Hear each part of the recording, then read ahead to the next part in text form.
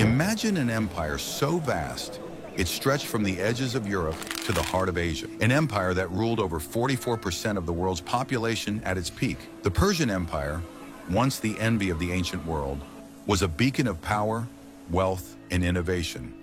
But then, it crumbled. Why? What could possibly bring such a colossal empire to its knees? Today, we're uncovering the shocking truth behind the fall of the Persian Empire. This isn't just a story of battles and bloodshed. It's a tale of ambition, betrayal, and the fatal flaws that doomed one of history's greatest superpowers. Stick around, because this is a story you won't forget. The rise of the Persian Empire. Before we dive into the fall, let's set the stage.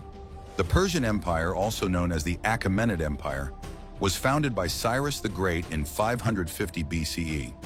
Under his rule, and later under kings like Darius the Great and Xerxes, the empire became a powerhouse. They built the Royal Road, a massive highway system connecting their territories. They created a postal service, standardized currency, and even practiced religious tolerance. This was an empire that seemed unstoppable, but as we'll see, even the mightiest empires have their Achilles heel and the fatal flaws. So, what went wrong?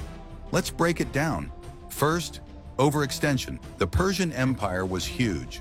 Too huge, in fact. Managing such a vast territory was a logistical nightmare. Revolts in distant provinces, like Egypt and Babylon, drained resources and attention. Second, internal corruption. As the empire grew, so did the greed of its officials. Tax collectors became notorious for lining their own pockets, leaving the empire's finances in shambles. And third, military overconfidence. The Persians had a massive army, but they relied too heavily on numbers rather than strategy. This would come back to haunt them in a big way. The Alexander factor. Enter Alexander the Great. This young Macedonian king had a vision to conquer the known world, and the Persian Empire was his ultimate prize. In 334 BCE, Alexander launched his invasion. Despite being outnumbered, his army was disciplined, well-trained, and led by a genius tactician. The Persians, on the other hand, were unprepared for his relentless ambition. The decisive Battle of Gaugamela in 331 BCE was the final nail in the coffin. King Darius III fled, and Alexander marched triumphantly into Persepolis, the Persian capital. The city was burned to the ground, symbolizing the end of an era. The aftermath. So, was Alexander the Great the sole reason for the Persian Empire's downfall? Not exactly. While Alexander delivered the final blow, the empire was already weakened by internal strife, corruption, and overextension. It's a classic case of an empire collapsing under its own weight. But here's the thing. The Persian Empire's legacy didn't disappear.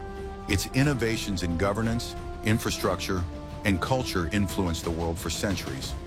In many ways, it laid the groundwork for future empires. The fall of the Persian Empire is a cautionary tale. It reminds us that no matter how powerful a nation becomes, it's never invincible. Whether it's internal corruption, overextension, or an ambitious rival, even the greatest empires can crumble to dust. So what do you think? Was the Persian Empire doomed from the start, or could it have survived with better leadership? Let us know in the comments below. And if you enjoyed this deep dive into history, don't forget to like, subscribe, and hit that notification bell. Thanks for watching, and we'll see you in the next video.